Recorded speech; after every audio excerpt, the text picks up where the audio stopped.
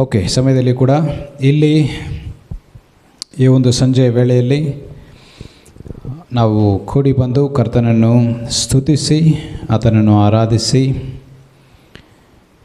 ಆತನ ನಾಮವನ್ನು ಮೇಲಕ್ಕೆತ್ತಿ ಒಂದು ಸ್ವಲ್ಪ ಸಮಯವನ್ನು ಆತನ ಸನ್ನಿಧಿಯಲ್ಲಿ ಕಳೆಯುವುದಕ್ಕೋಸ್ಕರ ಕರ್ತನು ಸಹಾಯ ಮಾಡಿದ್ದಕ್ಕಾಗಿ ಆತನಿಗೆ ವಂದನೆಯನ್ನು ಸಲ್ಲಿಸುತ್ತೇವೆ. ಈ ಒಂದು ಸ್ಥಳದಲ್ಲಿ ಬಂದು ನಿಮ್ಮೊಟ್ಟಿಗೆ ದೇವರ ವಾಕ್ಯವನ್ನು ಹಂಚಿಕೊಳ್ಳುವುದಕ್ಕೆ, ದೇವರ ವಾಕ್ಯದ ಮುಖಾಂತರವಾಗಿ ಸೇವೆಯನ್ನು ಮಾಡುವುದಕ್ಕೆ ಕರ್ತನು ತಂದ ಈ ಒಂದು ಅವಕಾಶಕ್ಕಾಗಿ ಕೂಡ ನಾನು ಕರ್ತನಿಗೆ ಮಹಿಮೆಯನ್ನು ಸಲ್ಲಿಸುತ್ತೇನೆ. ಸೊ ಇಲ್ಲಿ ಬಂದಿರುವವರನ್ನು ಕೂಡ ಮತ್ತು ನಮ್ಮನ್ನು ಆನ್ಲೈನಲ್ಲಿ ನೋಡುತ್ತಿರುವಂಥ ಪ್ರತಿಯೊಬ್ಬರನ್ನು ಕೂಡ ನಾವು ವಂದಿಸುತ್ತೇವೆ. ಈ ದಿನದಲ್ಲಿಯೂ ಕೂಡ ನಾನು ಈ ಒಂದು ಸ್ಥಳದಲ್ಲಿ ನಿಮ್ಮೊಟ್ಟಿಗೆ ನನ್ನ ಹೃದಯಕ್ಕೆ ಹತ್ತಿರ ಇರುವಂತಹ ಒಂದು ವಿಷಯದ ಕುರಿತಾಗಿ ನಾನು ಮಾತನಾಡಲು ಬಯಸುತ್ತೇನೆ. ಅದು ಶಿಷ್ಯತ್ವ. ಓಕೆ, ಡಿಸೈಪಲ್ಶಿಪ್. ಮತ್ತಾಯನು ಬರೆದ ಸುವಾರ್ತೆ ಅದರಲ್ಲಿ 28ನೇ ಅಧ್ಯಾಯ ವಾಕ್ಯ 18ರಿಂದ 20. ಆದದರಿಂದ ಯೇಸು ಅವರ ಬಳಿಗೆ ಬಂದು, ಪರಲೋಕದ ಮತ್ತು ಈ ಲೋಕದ ಅಧಿಕಾರವನ್ನೆಲ್ಲವನ್ನೂ ನನಗೆ ಕೊಡಲಾಗಿದೆ. ಆದುದರಿಂದ ನೀವು ಹೋಗಿ ಪರಲೋಕದಲ್ಲಿರುವ ಜನರೆಲ್ಲರನ್ನೂ ನನ್ನ ಶಿಷ್ಯರನ್ನಾಗಿ ಮಾಡಿರಿ. ತಂದೆಯು, ಮಗನು ಮತ್ತು ಪವಿತ್ರಾತ್ಮನ ಹೆಸರಿನಲ್ಲಿ ಅವರಿಗೆಲ್ಲ ದೀಕ್ಷಾ ಸ್ನಾನ ಮಾಡಿಸಿ, ನಾನು ನಿಮಗೆ ಆಜ್ಞಾಪಿಸಿದವುಗಳನ್ನೆಲ್ಲ ವಿಧೇಯರಾಗುವಂತೆ ಜನರಿಗೆ ಉಪದೇಶಿಸಿ, ಲೋಕತ್ವದವರಿಗೂ ಸದಾಕಾಲ ನಾನು ನಿಮ್ಮೊಂದಿಗಿರುತ್ತೇನೆ ಎಂದು ಹೇಳಿರಿ. ಹೇಳಿದನು. ಆಮೆನ್. ಎಸ್. ಸೊ ಅಲ್ಲಿ ಈ ಒಂದು ವಾಕ್ಯ ಭಾಗದಲ್ಲಿ ನಾವು ನೋಡುವಾಗ ದೇವರು ನಮ್ಮ ಕರ್ತನಾದ ಯೇಸು ಕ್ರಿಸ್ತನು ಹೇಳಿರುವಂಥ ಒಂದು 4 ವಿಷಯಗಳು ಏನೆಲ್ಲ ಅದು? ಮೊದಲನೇದಾಗಿ go, number 2 make disciples, and number 3 baptize, number 4 to teach. ಈ ಕಾರ್ಯಗಳನ್ನು ಮಾಡುವವರಿಗೆ ಯೇಸು ಸ್ವಾಮಿ ಕೊಟ್ಟಂತಹ ಒಂದು ಪ್ರಾಮಿಸ್, ವಾಗ್ದಾನ ಏನೆಂದರೆ, ಲೋಕದ ಕಡೆಯವರೆಗೂ ನಾನು ನಿಮ್ಮ ಸಂಗಡ ಇರುತ್ತೇನೆ ಎಂಬುದಾಗಿ. ಹಲ್ಲೆಲೂಯಾ. ಓಕೆ, ಸೊ ಇಲ್ಲಿ 2 ಭಾಗ ಇದೆ. ಒಂದು ಆದೇಶ ಇದೆ, ಇನ್ನೊಂದು ವಾಗ್ದಾನ ಇದೆ. ಆದೇಶದಲ್ಲಿ ಹೋಗಿರಿ, ಶಿಷ್ಯರನ್ನಾಗಿ ಮಾಡಿರಿ, ದೀಕ್ಷಾ ಸ್ನಾನ ಕೊಡಿಸಿರಿ ಮತ್ತು ನಾನು ನಿಮಗೆ ಕಳುಹಿಸಿದಂಥ ಎಲ್ಲ ಕಾರ್ಯಗಳನ್ನು ನೀವು ಇತರರಿಗೂ ಕೂಡ ಕಳುಹಿಸಿರಿ. ಹಲ್ಲೆಲೂಯಾ. ಉಪದೇಶ ಮಾಡಿರಿ.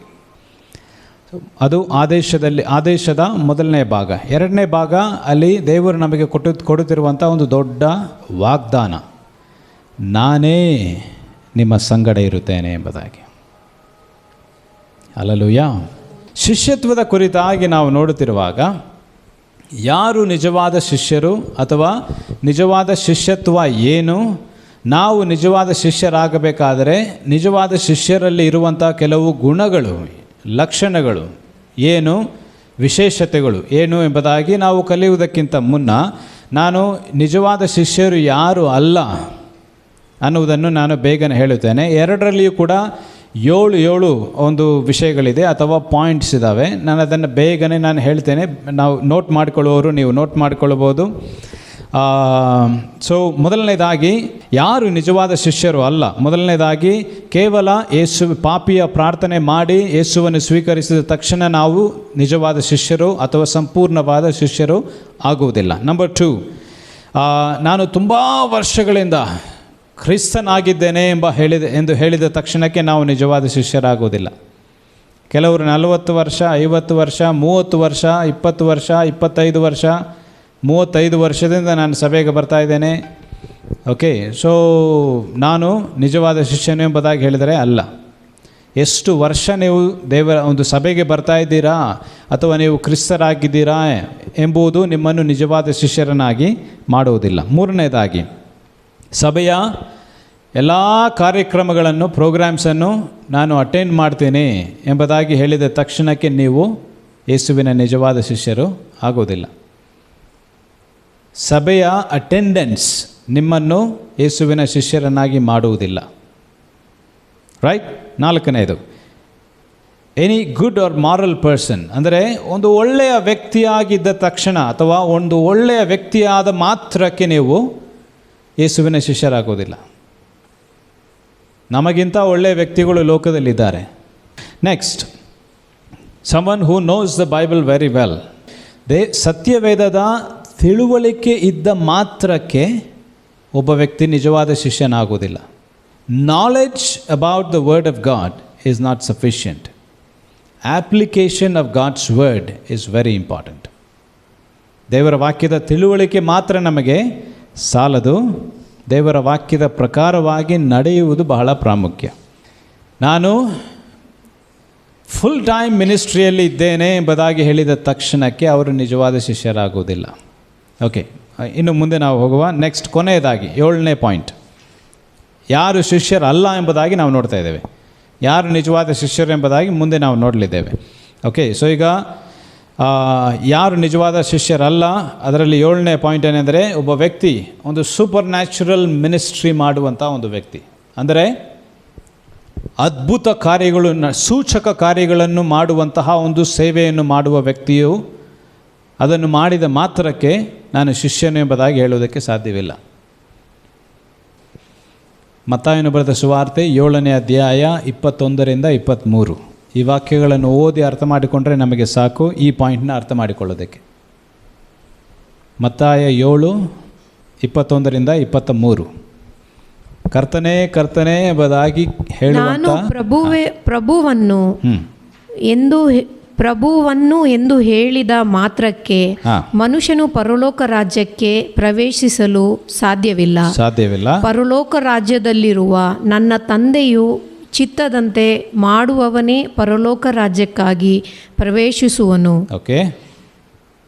ಕೊನೆಯ ದಿನಗಳಲ್ಲಿ ಅನೇಕರು ನನಗೆ, ನೀನೇ ನಮ್ಮ ಪ್ರಭು, ನಿನ್ನ ವಿಷಯವಾಗಿ ನಾವು ಬೋಧಿಸಿದೆವು, ನಿನ್ನ ಹೆಸರಿನ ಮೂಲಕ ದೆವ್ವಗಳನ್ನು ಬಿಡಿಸಿದೆವು ಮತ್ತು ಅನೇಕ ಅದ್ಭುತ ಕಾರ್ಯಗಳನ್ನು ಮಾಡಿದೆವು ಎಂದು ಹೇಳುವರು. ಆದರೆ ನಾನು ಅವರಿಗೆ ಆತ್ಮಿಕವಾಗಿ ನನ್ನಿಂದ ತೊಲಗಿರಿ ಮಾಡುವವರೇ, ನನ್ನಿಂದ ಅದ್ವಿಕಗಳನ್ನೇ ನಡೆಸುವವರೇ ನನ್ನಿಂದ ತೊಲಗಿರಿ, ನೀವು ಯಾರೂ ನನಗೆ ತಿಳಿಯದು ಎಂದು ಸತ್ಯವಾಗಿ ಹೇಳಿಬಿಡುವೆನು. ಓಕೆ, ನಾನು ನಿಮ್ಮನ್ನು ಅರಿಯೆನು, ನನಗೆ ನೀವು ಯಾರು ಎಂಬುದಾಗಿ ಗೊತ್ತೇ ಇಲ್ಲ. ದುಷ್ಟತನವನ್ನು ಮಾಡುವವರೇ ನನ್ನ ಸನ್ನಿಧಿಯಿಂದ ತೊಲಗಿ ಹೋಗಿರಿ ಎಂಬುದಾಗಿ. ಅಂದರೆ ಯಾರನ್ನು ಕುರಿತು, ಯಾರನ್ನು ನೋಡಿ ಆ ರೀತಿಯಾಗಿ ಹೇಳ್ತಾ ಇರೋದು? ಅದಕ್ಕೆ ಮುಂಚೆ ನಾವು ನೋಡ್ತೇವೆ, ಕರ್ತನೇ ನಿನ್ನ ಹೆಸರಿನಲ್ಲಿ ದೆವ್ವಗಳನ್ನು ಬಿಡಿಸಿದ್ದೇವೆ, ನಿನ್ನ ಹೆಸರಿನಲ್ಲಿ ಪ್ರವಾದನೆಗಳನ್ನು ಮಾಡಿದ್ದೇವೆ, ನಿನ್ನ ಹೆಸರಿನಲ್ಲಿ ಸೂಚಕ ಕಾರ್ಯಗಳನ್ನು ಮಾಡಿದ್ದೇವೆ. ಅಂಥವರನ್ನು ನೋಡಿ ಯೇಸು ಸ್ವಾಮಿ ಹೇಳ್ತಾರೆ, ನನಗೂ ನಿನಗೂ ಯಾವ ಸಂಬಂಧನೂ ಇಲ್ಲ, ನನ್ನ ಸನ್ನಿಧಿಯಿಂದ ತೊಲಗಿ ಹೋಗು ಎಂಬುದಾಗಿ. ಅಂದರೆ ಸೂಚಕ ಕಾರ್ಯಗಳನ್ನು ಮಾಡುವಂತಹ, ದೆವ್ವ ಭೂತಗಳನ್ನು ಓಡಿಸುವಂತಹ, ಪ್ರವಾದನೆಗಳನ್ನು ಮಾಡುವಂತಹ ಒಂದು ಸೇವೆಯನ್ನು ಮಾಡುತ್ತಿರುವವರು ಕೂಡ ನಿಜವಾದ ಶಿಷ್ಯರು ಎಂಬುದಾಗಿ ಹೇಳುವುದಕ್ಕೆ ಸಾಧ್ಯ ಇಲ್ಲ. ಅರ್ಥ ಮಾಡಿಕೊಳ್ಳಿರಿ. ಬೇಗನೆ ನಾನು ನಿಮಗೆ ಹೇಳಲು ಬಯಸ್ತೇನೆ, ನಿಜವಾದ ಶಿಷ್ಯರು ಯಾರಲ್ಲ ಎಂಬುದಾಗಿ 7 ಒಂದು ಪಾಯಿಂಟ್ನಲ್ಲಿ ನಾನು ಹೇಳಿದೆ. ನಿಜವಾದ ಶಿಷ್ಯರು ಯಾರು ಎಂಬುದನ್ನು ಕೂಡ ಬೇಗನೆ ನಾನು ಹೇಳಿ ಮುಗಿಸಲು ಬಯಸ್ತೇನೆ. ನಂಬರ್ 1, ಓಕೆ, ಯಾರು ಯೇಸು ಸ್ವಾಮಿಯನ್ನು ಹಿಂಬಾಲಿಸುತ್ತಾರೋ ಮತ್ತು ಆತನ ಹಾಗೆ ಆಗಲು ಬಯಸುತ್ತಾರೋ ಅವರೇ ನಿಜವಾದ ಶಿಷ್ಯರು. ನಾವು ಮತ್ತಾಯನು ಬರೆದ ಸುವಾರ್ತೆ 4ನೇ ಅಧ್ಯಾಯ 19ನೇ ವಾಕ್ಯ. ಆಗ ಆತನು ಅವರಿಗೆ, ನನ್ನನ್ನು ಹಿಂಬಾಲಿಸಿರಿ, ಮನುಷ್ಯರನ್ನು ಹಿಡಿಯುವ ಬೆಸ್ತರನ್ನಾಗಿ ನಾನು ನಿಮ್ಮನ್ನು ಮಾಡುವೆನು ಅಂದನು. ಓಕೆ, ನನ್ನನ್ನು ಹಿಂಬಾಲಿಸಿರಿ. ಯೇಸು ಸ್ವಾಮಿ ಹೇಳ್ತಾ ಇದ್ದಾರೆ, ಆತನನ್ನು ಹಿಂಬಾಲಿಸಬೇಕು. ಶಿಷ್ಯತ್ವದ ಅಲ್ಲಿ ನಾವು ಶಿಷ್ಯರನ್ನು ಆರಿಸಿಕೊಳ್ಳುವಾಗ ಕರ್ತನು ಹೇಳಿದಂಥ ಮೊದಲನೇ ಒಂದು ವಿಷಯ, ಶಿಷ್ಯತ್ವ ಪ್ರಾರಂಭವಾಗುವುದೇ ಅಲ್ಲಿಂದ. ಎಲ್ಲಿಂದ? ಯೇಸುವನ್ನು ಹಿಂಬಾಲಿಸುವುದರಿಂದ. ಇವತ್ತು ನಮ್ಮನ್ನು ನಾವೇ ಕೇಳಿಕೊಳ್ಳಬೇಕು, ನಾನು ಯಾರನ್ನು ಹಿಂಬಾಲಿಸ್ತಾ ಇದ್ದೇನೆ? ನಾವು ಯೇಸುವನ್ನು ಹಿಂಬಾಲಿಸುವವರಾಗಬೇಕು. ಅದರ ಅರ್ಥ ಏನಂದರೆ, ಯೇಸುವಿನ ಹಾಗೆ ನಾವು ನಮ್ಮ ಒಂದು ಮಾತಿನಲ್ಲಿಯೂ, ನಮ್ಮ ನಡೆಯಲ್ಲಿಯೂ, ನಮ್ಮ ನುಡಿಯಲ್ಲಿಯೂ, ನಮ್ಮ ಒಂದು ಸ್ವಭಾವದಲ್ಲಿಯೂ, ನಮ್ಮ ಒಂದು ಜೀವನದಲ್ಲಿಯೂ, ನಮ್ಮ ಜೀವನ ಜೀವಿಸುವಂತಹ ರೀತಿಯಲ್ಲಿಯೂ, ನಮ್ಮ ಜೀವನ ಶೈಲಿಯಲ್ಲಿಯೂ ಕೂಡ ಯೇಸುವು ನಮ್ಮಲ್ಲಿ ಪ್ರಕಟವಾಗಬೇಕು. ಯೇಸುವು ನಮ್ಮ ಮುಖಾಂತರವಾಗಿ ಜನರಿಗೆ ಕಾಣಬೇಕು. ಯೇಸುವಿನ ಹಾಗೆ ನಾವು ನಮ್ಮ ಜೀವಿತವನ್ನು ಜೀವಿಸುವಂತಹ ಒಂದು ಪ್ರಯತ್ನ ನಾವು ಮಾಡಬೇಕು. ಹಲ್ಲೆಲೂಯಾ. ಯೇಸು ಯಾವ ರೀತಿಯಾಗಿ ತಮ್ಮ ಜೀವಿತವನ್ನು ಜೀವಿಸಿದರೋ ಆ ರೀತಿಯಾಗಿ ನಾನು ಜೀವಿಸಬೇಕು. ಯೇಸು ಯಾವ ರೀತಿಯಲ್ಲಿ ಮಾತನಾಡಿದರೋ ಆ ರೀತಿಯಲ್ಲಿ ನಾನು ಮಾತನಾಡಬೇಕು. ಯೇಸು ಯಾವ ರೀತಿಯಲ್ಲಿ ಪ್ರೀತಿ ಮಾಡಿದರೋ ಆ ರೀತಿಯಲ್ಲಿ ನಾನು ಪ್ರೀತಿ ಮಾಡಬೇಕು.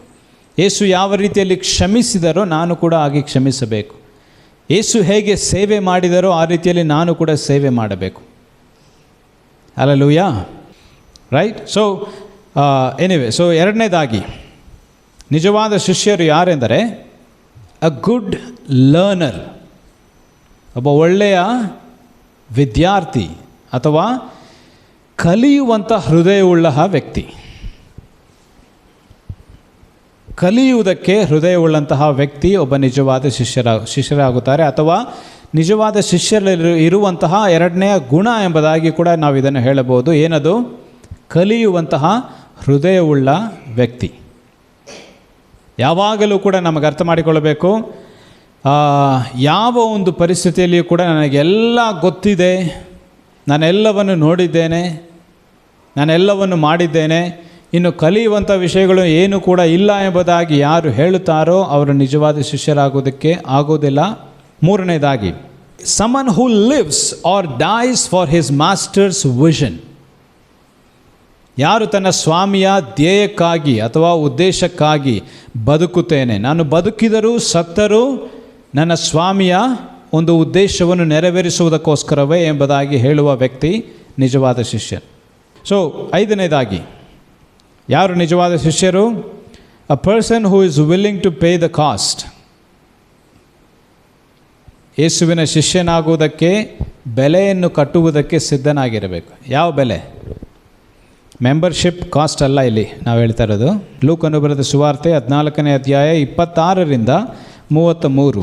ನನ್ನ ಬಳಿಗೆ ಬರುವವನು ನನ್ನನ್ನು ಪ್ರೀತಿಸುವುದಕ್ಕಿಂತಲೂ ಹೆಚ್ಚಾಗಿ ತನ್ನ ತಂದೆ ತಾಯಿಗಳನ್ನು, ಹೆಂಡತಿಯನ್ನು, ಮಕ್ಕಳನ್ನು, ಸಹೋದರ ಸಹೋದರಿಯರನ್ನು ಮತ್ತು ತನ್ನನ್ನು ಪ್ರೀತಿಸುವುದಾದರೆ ಅವರು ನನ್ನ ಶಿಷ್ಯರಾಗಲು ಸಾಧ್ಯವಿಲ್ಲ. ಸಾಕು. ಓಕೆ, ಅಲ್ಲಿ ನಾವು ಸಕಲವನ್ನು ನಾವು ನೋಡಿದ್ದೇವೆ. ಇನ್ನು ಮುಂದೆ ಅದೇ ವಿಷಯವಾಗಿ ಡೀಟೇಲ್ಸಲ್ಲಿ ಕೊಡಲ್ಪಟ್ಟಿದೆ ಅಷ್ಟೇ. ಅಲ್ಲಿ ನಾವು ನೋಡ್ತೇವೆ, ಯೇಸು ಸ್ವಾಮಿಗಿಂತ ಹೆಚ್ಚಾಗಿ ನಾವು ಬೇರೆ ಯಾರನ್ನೇ ಆಗಲಿ ಯಾವುದನ್ನೇ ಆಗಲಿ ಪ್ರೀತಿ ಮಾಡುವುದಾದರೆ ನಾವು ಆತನ ಶಿಷ್ಯರಾಗುವುದಕ್ಕೆ ಸಾಧ್ಯ ಇಲ್ಲ. ಆರನೆಯ ಒಂದು ವಿಷಯ ನಾವು ನೋಡುವುದಾದರೆ ಯೋಹಾನನು ಬರೆದ ಸುವಾರ್ತೆ 13ನೇ ಅಧ್ಯಾಯ 35ನೇ ವಾಕ್ಯ. The Gospel of John, chapter 13, verse 35. Love one another. ನಾನು ನಿಮ್ಮನ್ನು ಪ್ರೀತಿಸಿದಂತೆಯೇ ನೀವು ಒಬ್ಬರಿಗೊಬ್ಬರು ಪ್ರೀತಿಸಬೇಕು. ನೀವು ಒಬ್ಬರಿಗೊಬ್ಬರು ಪ್ರೀತಿಸಿದರೆ ನೀವು ನನ್ನ ಶಿಷ್ಯರೆಂಬುದನ್ನು ಎಲ್ಲ ಜನರು ತಿಳಿದುಕೊಳ್ಳುವರು ಎಂದು ಹೇಳಿದನು. ನೀವು ಸಭೆಗೆ ಹೋಗಿ ಜೋರಾಗಿ ಚಪ್ಪಾಳೆ ತಟ್ಟಿದರೆ ಎಲ್ಲರಿಗೂ ಗೊತ್ತಾಗುತ್ತೆ ನೀವು ನನ್ನ ಶಿಷ್ಯರು ಎಂಬುದಾಗಿ ಕೊಡಲ್ಪಟ್ಟಿದೆಯಾ? ಇಲ್ಲ. ನೀವೊಬ್ಬರನ್ನೊಬ್ಬರು ಪ್ರೀತಿಸಿದರೆ ಅದನ್ನು ನೋಡುವ ಜನರು ಅವರಿಗೆ ಗೊತ್ತಾಗುತ್ತೆ ನೀವು ನನ್ನ ಶಿಷ್ಯರು ಎಂಬುದಾಗಿ.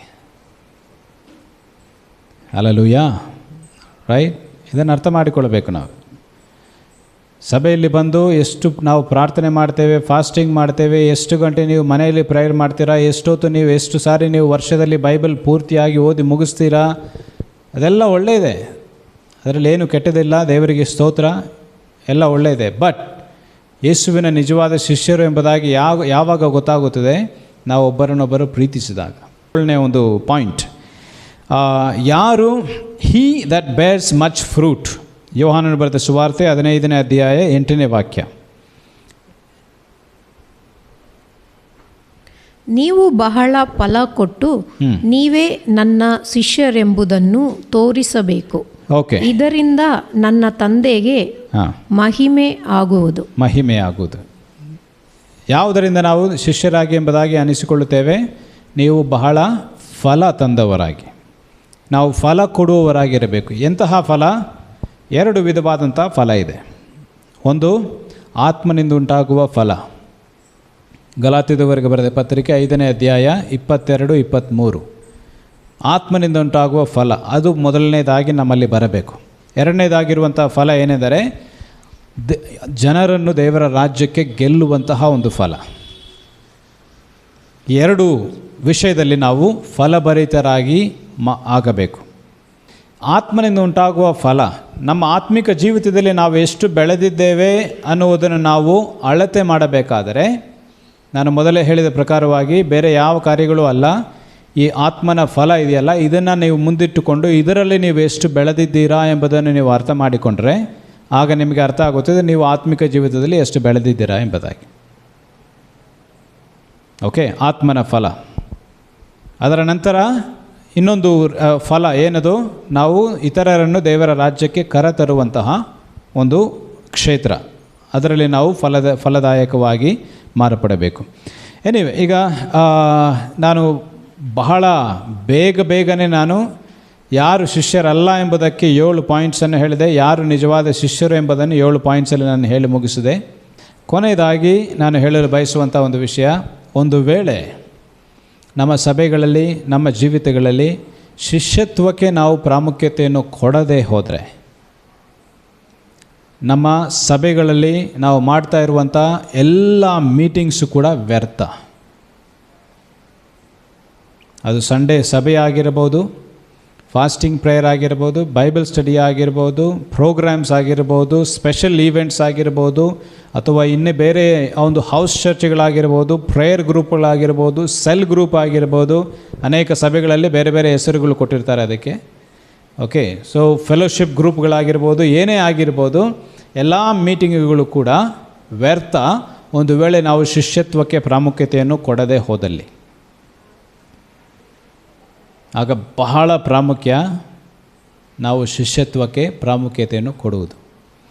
ಯೇಸು ಸ್ವಾಮಿ ಶಿಷ್ಯತ್ವಕ್ಕೆ ಪ್ರಾಮುಖ್ಯತೆಯನ್ನು ಕೊಟ್ಟರು. ಯೇಸುವಿನ ಶಿಷ್ಯರು ಕೂಡ ಮುಂದೆ ಹೋಗಿ ಶಿಷ್ಯತ್ವಕ್ಕೆ ಪ್ರಾಮುಖ್ಯತೆಯನ್ನು ಕೊಟ್ಟರು. ನಾವುಗಳು ಕೂಡ ಯಾರೆಲ್ಲ ಯೇಸುವಿನ ಬಳಿಗೆ ಬರುತ್ತೇವೋ ನಾವೆಲ್ಲರೂ ಕೂಡ ಶಿಷ್ಯತ್ವಕ್ಕೆ ಪ್ರಾಮುಖ್ಯತೆಯನ್ನು ಕೊಡಬೇಕು. ಇದನ್ನು ನಾವು ದೇವರ ವಾಕ್ಯದಲ್ಲಿ ಇಂದು ನಾವು ಧ್ಯಾನಿಸಿ ಕಲಿಯುತ್ತಿದ್ದೇವೆ. ಆಮೇನ್. ಓಕೆ, ಪ್ರಾರ್ಥನೆ ಮಾಡಿಕೊಳ್ಳುವ. ಎಲ್ಲರೂ ನಾವು ಇರುವ ಸ್ಥಳದಲ್ಲಿ ಎದ್ದು ನಿಂತುಕೊಳ್ಳುವ. ಇವತ್ತು ನಾವು ಕೇಳಿದಂಥ ದೇವರ ವಾಕ್ಯಕ್ಕೆ ನಮ್ಮನ್ನು ನಾವೇ ಒಪ್ಪಿಸಿಕೊಡುವ. ಸ್ತೋತ್ರ ಸ್ವಾಮಿ. ಹಲ್ಲೆಲೂಯಾ.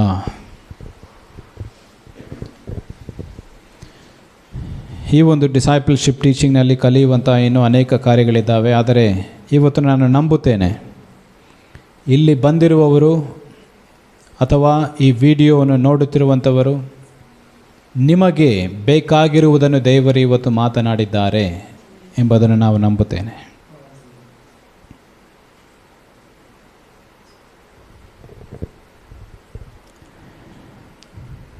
ಈ ದಿನದಿಂದ ಯೇಸುವೇ, ನಿನ್ನ ನಿಜವಾದ ಶಿಷ್ಯಳಾಗುವುದಕ್ಕೆ ನನ್ನನ್ನು ಒಪ್ಪಿಸಿಕೊಡುತ್ತೇನೆ. ಈ ವಿಷಯದ ಕುರಿತಾಗಿ ನೀನು ಪ್ರಾಮುಖ್ಯತೆಯನ್ನು ಕೊಟ್ಟ ಪ್ರಕಾರವಾಗಿ ಸ್ವಾಮಿ ನಮಗೂ ಕೂಡ ಸಹಾಯ ಮಾಡು. ಪ್ರಾಮುಖ್ಯತೆಯನ್ನು ಕೊಡುವುದಕ್ಕೆ ಸಹಾಯ ಮಾಡು ಕರ್ತನೆ. ನಮ್ಮನ್ನು ನಾವೇ ಒಪ್ಪಿಸಿಕೊಡುವ. ನಮ್ಮನ್ನು ಹೇರಳವಾಗಿ ಪ್ರೀತಿಸುವ ಪರಲೋಕ ತಂದೆಯೇ, ನಿನ್ನ ಪರಿಶುದ್ಧ ನಾಮಕ್ಕೆ ಸ್ತೋತ್ರ ಉಂಟಾಗಲಿ. ವಾಕ್ಯಕ್ಕಾಗಿ ಸ್ತೋತ್ರ, ನಮ್ಮೊಟ್ಟಿಗೆ ಇರುವುದಕ್ಕಾಗಿ ಸ್ತೋತ್ರ. ಅಪ್ಪ, ನಾವು ಇಷ್ಟುವರೆಗೂ ನಾವು ಧ್ಯಾನ ಮಾಡಿದಂತಹ ಎಲ್ಲ ಒಂದು ಕಾರ್ಯಗಳನ್ನು ನಿಮ್ಮ ಹಸ್ತಗಳಲ್ಲಿ ಒಪ್ಪಿಸಿಕೊಡುತ್ತೇವೆ.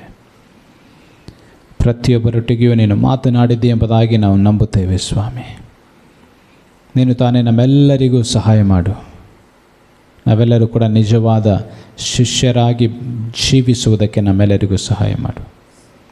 ಎಲ್ಲ ಮಹಿಮೆ ನನಗೆ ಸಲ್ಲಿಸುತ್ತಾ ಯೇಸುವಿನ ನಾಮದಲ್ಲಿ ನಾವು ಬೇಡಿ ಹೊಂದಿದ್ದೇವೆ ಪರಲೋಕ ತಂದೆಯೇ. ಆಮೇನ್, ಆಮೇನ್.